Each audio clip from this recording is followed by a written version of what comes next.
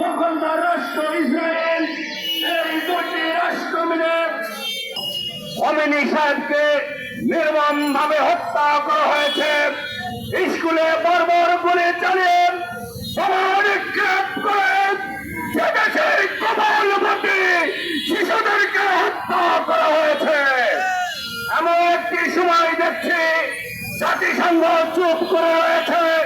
বন্ধুরা মন তৎপর হয়েছে, ইরান পারমাণবিক অস্ত্র করছে, তাই এই হামলা। আমি প্রশ্ন করতে চাই, এই সাম্রাজ্যবাদের মহানায়ক আমেরিকা, আপনারা তো ইরানে ইরাকে হামলা চালিয়েছেন। এই পারমাণবিক বোমার ধোঁয়া দিয়ে ওই সাদ্দামকে হত্যা করেছেন। সেখানে পারমাণবিক অস্ত্র আপনি যেভাবে বেশিরভাগের পরিচয় দিয়েছেন, গোটা বিশ্বের মানবতাকে আপনি আঘাত এনেছেন। আমরা যারা মৌলানা আব্দুল হামিদ খান ভাসানীর, আমরা মুসলিমদের পক্ষে কথা বলি, আমরা লড়াইয়ে পুষতে না পারলেও এই বাংলাদেশের প্রেসক্লাবের প্রান্ত থেকে গোটা বিশ্ব বিবেককে জাগ্রত আহ্বান জানাই।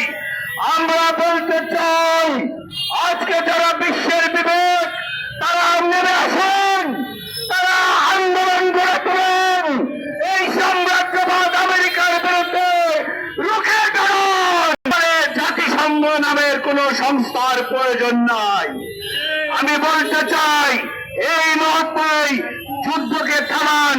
যদি না থামাতে পারেন তাহলে জাতিসংঘকে ভেঙে দিন।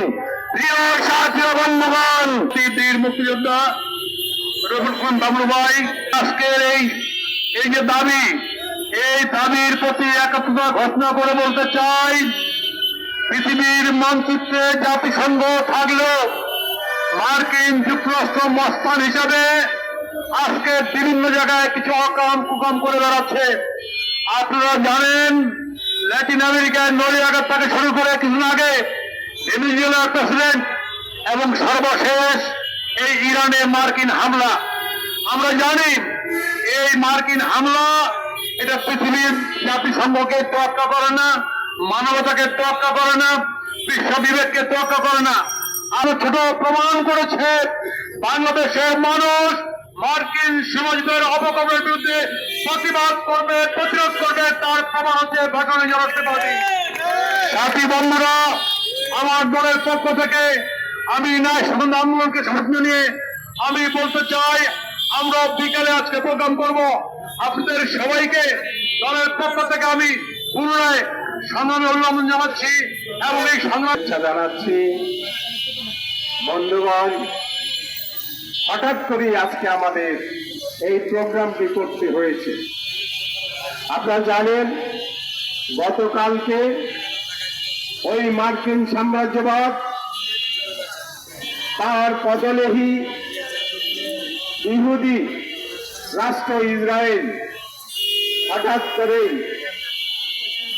কালকে আমেরিকা ইরানের উপর বর্বরোচিত হামলা তারা করেছে। এই বর্বরোচিত হামলা বিশ্ব বিবেককে নাড়া দিয়েছে। কিভাবে এই রোজার মাসে শিশু সন্তানরা সহ প্রায় ৩০০-এর অধিক লোক নিহত হয়েছে। আপনারা জানেন, এই পবিত্র রমজান, যে রমজানকে সারা বিশ্বের মানুষ দলমত নির্বিশেষে শ্রদ্ধা করে, সম্মান করে, কিন্তু এই জায়নবাদী ইসরায়েল তোয়াক্কা না করে, রমজানকে তোয়াক্কা না করে ওই ইহুদি রাষ্ট্রের উপর আন্দোলনের নামে এটি একটি ষড়যন্ত্র। ওই মার্কিন সাম্রাজ্যবাদ আলোচনার নামে সময় ক্ষেপণ করে রমজান মাসকে বেছে নিয়েছিল। এটি শুধু ইরানের উপর আঘাত দেওয়া, এই রমজান মাসে মুসলমানদের উপর আঘাত, সারা বিশ্বে মুসলমানের উপর আঘাত। আমরা অসাম্প্রদায়িক রাজনীতি করি, মিনিমাম এই রমজানকে শ্রদ্ধা করা উচিত ছিল তাদের। সেটা না করে এই কুখ্যাত আমেরিকার সাম্রাজ্যবাদের প্রেসিডেন্ট ডোনাল্ড ট্রাম্প তার সেরা পরামর্শে ইসরায়েল সে ঘটনা ঘটিয়েছেন। এবং আপনারা জানেন এই ইরানের সর্বোচ্চ ধর্মীয় নেতা আয়াতুল্লাহ খোমেনিকে তারা হত্যা করেছে। তার স্ত্রী, পরিবার, পরিজন, মেয়ের জামাই সহ তাদেরকে হত্যা করেছে। ওই পার্শ্ব রাষ্ট্র মোদি তিনি ঘোষণা দিলেন ইসরায়েল আমাদের পিতৃভূমি, ভারত হলে ইসরায়েলের মাতৃভূমি। আপনারা দেখেছেন সেটা কবে এই ইরানের উপর হামলা করেছে। আমরা আজকে পাশানি জনশক্তি পার্টি এই হামলা শুধু ইরানের উপর নয়, সারা বিশ্বের সার্বভৌম দেশগুলির উপর আক্রমণ।